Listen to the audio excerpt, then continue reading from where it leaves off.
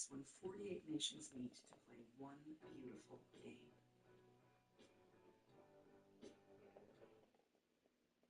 What comes first, the chicken or the egg type of situation. I think it was, on the coaching staff that offered him something to attack that could, be the tipping point for, the 2026 that he wants and envisions. And I think then it's on the collective, both the player and the coach, to maintain and take those fruits and coaching points and make them come to life. I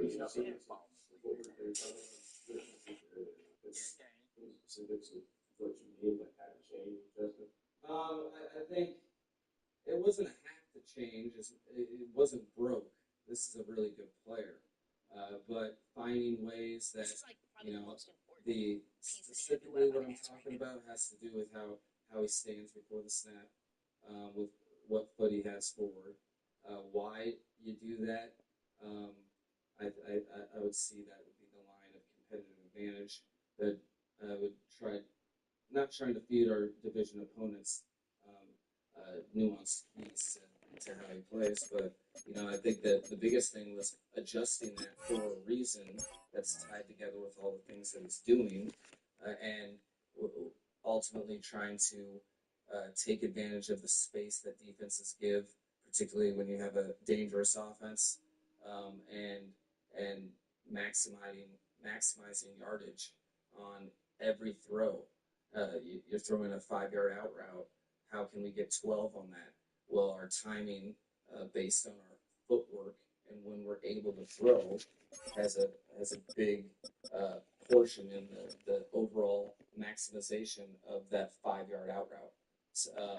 And when the player gets the ball, and how his timing is tied to the depths and the route tree of the offensive players, so we get the ball to them out of the break. So I think the biggest thing is it wasn't like I was trying to fix something that was like, oh, this is broke.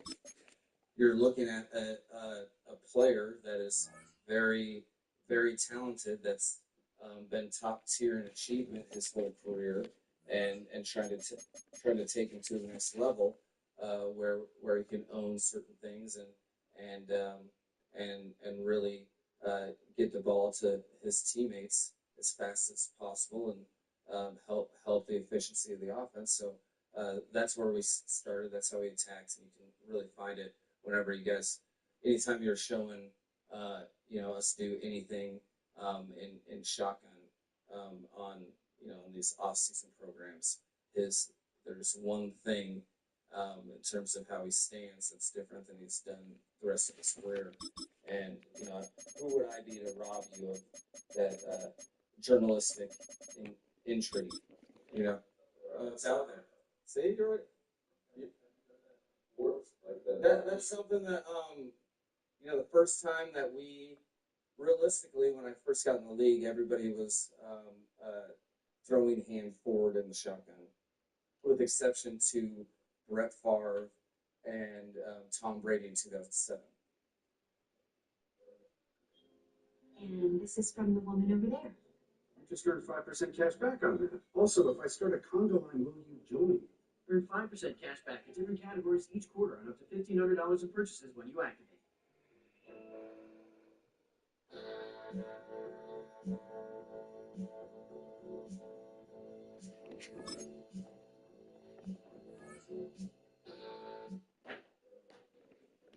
Sorry, talking fast. So, right-handed person, okay, and back in 2005, outside of Brett Favre, and then in 2007, Tom Brady, in the shotgun, the quarterback always had the right foot forward with the right hand.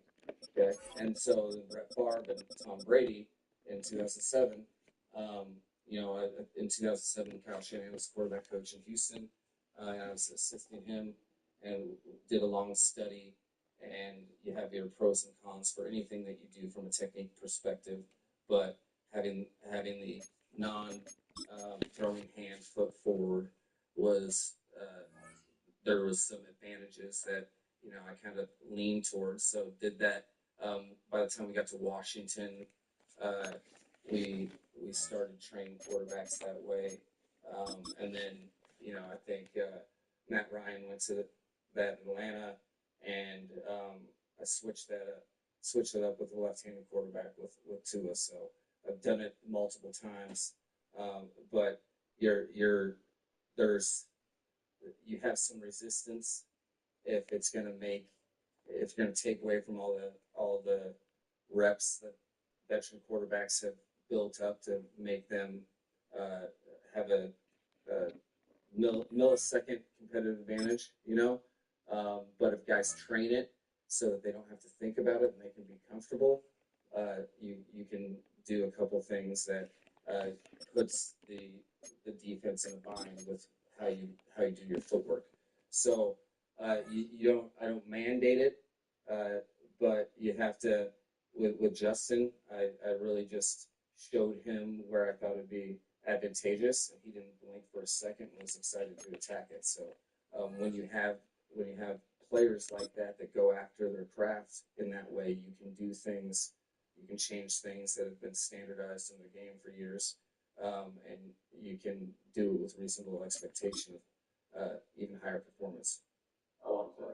I assume you've done it, like you said, you've done it all those different times. Well, The whole life, I would imagine it's part of it. It expedites the whole process when you take a football away from them. So to expedite the whole process, that's one of the pros of having them lug around that green ball you guys saw, because it's as simple as where your focus is, and when you don't watch a ball go, you don't attribute any emotion towards, oh, that was a good throw, and oh, that was a bad throw. You only can really lean into one thing, and that's the footwork that you're doing. And if you make that the end-all, be-all, which at the quarterback position, you have 900 things to think about each snap. If you make that the end-all, be-all in a short period of time, you can really master it to where you're not thinking about it. I think at this point right now, Justin has taken that thought process out of his game where he's comfortable like it's his starting point footwork as a rookie. But that's to his credit and how he's immersed himself into this phase of the offseason, which looks to benefit us moving forward. When you're talking about, bringing these extensive cutups, whether it's you watching all of Justin Herbert's throws, I know Justin talked about the extensive cutup that you presented to both him and the offense, all the similarities between what you've done at different stops versus what they've done here in LA. How do you calibrate saying similar or saying something that's familiar to the players, or going through this and never making these tweaks versus trying to just take on something new entirely to see how they respond to it? Well, that's a great question. It is not a copy paste by rule situation. You have to really factor in a lot of things. What's a reasonable expectation of things that you're able to master, where you want players to be good. Good players are confident. Confidence is derived from achievement through, that has a lot to do with their past. So it was very important for me to identify things that each, starting with Justin, but really all the players on the offense, things that bring them confidence because they are good at, and incorporating that, you take all of those little things, and for me, I'm not. I've been fortunate to be in one system, but it's evolved so drastically every place that we've gone that very adaptable to the strengths and weaknesses of our skill position unit. I think this offense and our team right now has a unique scenario where there's you pretty much have guys to do everything offensively that you want. So you're able to kind of balance. With Kalshi, you can make predictions on anything, right from the palm of your hand. Sounds great. But only goalies can use their pens.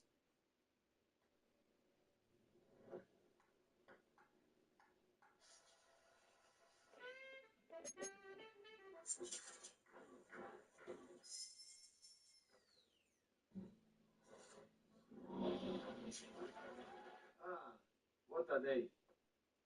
See you tomorrow. Hey, what's up? It's Ice. I'm here to give y'all some game. I'm gonna put you up on something, okay? Now, I'm a man.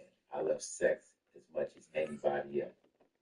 You know, I don't have to force a round peg into a square hole. I can utilize a lot of the things that they've been good at, and then just put that into a bucket and teach it systematically, attached to all this other stuff. You know, because it's really about creating confident players that play convicted and that know what they're doing and have belief in what they're doing. So every stop has been different. This particular stop was as as in as important to me as anything in my career, and it was probably as easy and organic, just because we have the various skill sets and the well-intentioned players to adapt to whatever they're not used to.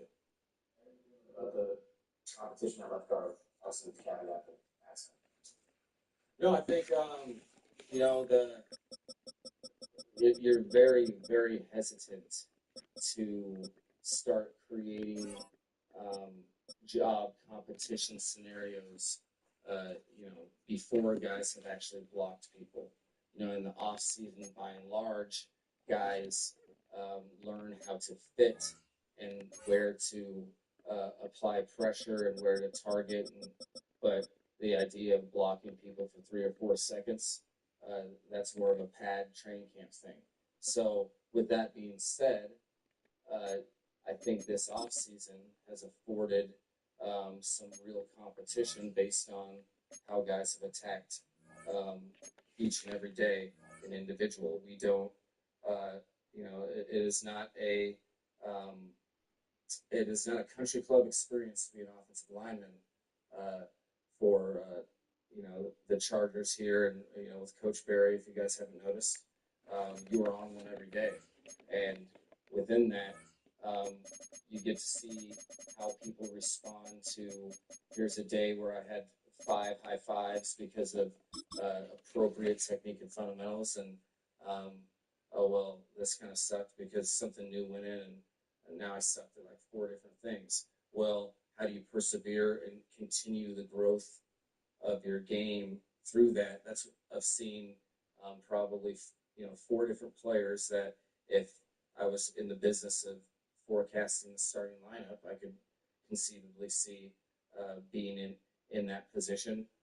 But there's you worry that competitions don't exist. Honestly, when you come to a team, you don't want just unless they're elite players, like you're okay with not having competition for Rashawn and Joe, but ultimately you want a steady group of competition where you have 8 to 9 NFL offensive linemen that you can depend on, because that's what you have to depend on during the season. So I'm not even going to get into.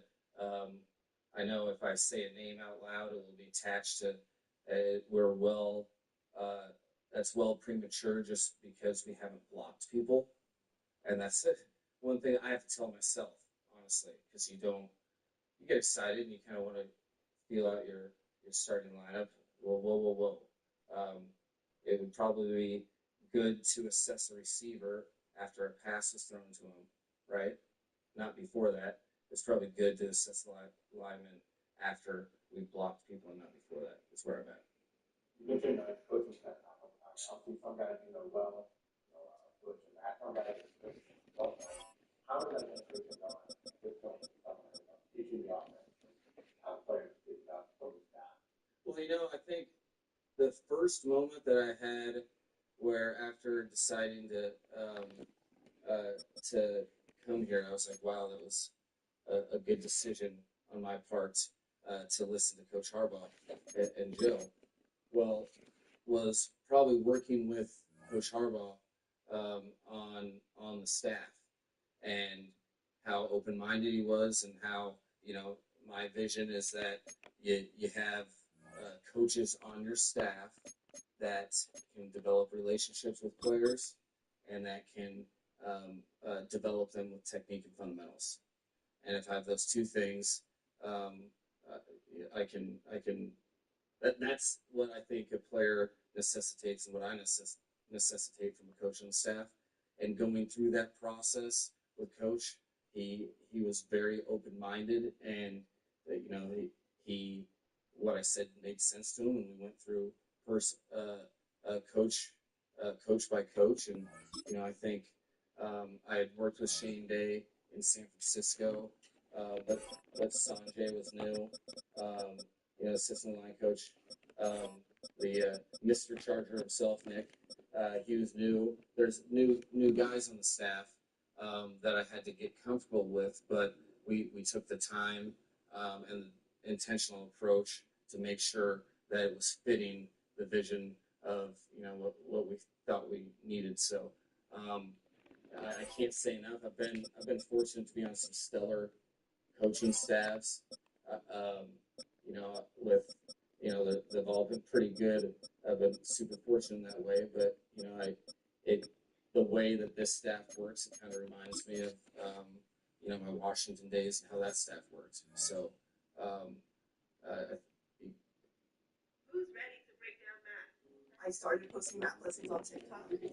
I went from a class of 30 to teaching millions. Now it's parents, teachers, all finding new ways to connect with math. Bunch of boxers, preschool prints, and expensive designer drawers. I should have known this town had no taste. Well, what the hell are you carrying? True classic boxer briefs. Just like their teeth make my biceps pop, these briefs make my balls pop. Well, they can't be as comfortable as my boxers. These briefs are so soft you barely feel them. The elastic band stops them from bunching over your pants. But when you ride up into town, your underwear won't. Sounds like you need a gold mine to buy one of those. All the True Classics products are reasonably priced. If you click right now, you can lasso in a great deal on their free packs. True Classic makes men look and feel good. I thought these patterns maybe were pretty good. Don't kid yourself, honey. Any lady will tell you that the last thing she wants to see under your pants is fun patterns. Or worse, another man's name printed all over your waist. Must have had my paycheck on these. So you're bad with money. True Classics come in timeless colors that make you look like a cowboy worth riding. Plus, they won't tear after a few washes, so unlike you, they'll last a long time. That's why they have over 150,000 five-star reviews. So, you still feeling lucky? Don't let him scare you, fellas. He'll sweat through his briefs soon enough. Actually, True Classics let cool air in to whip moisture out, keeping me dry all day long. There ain't no one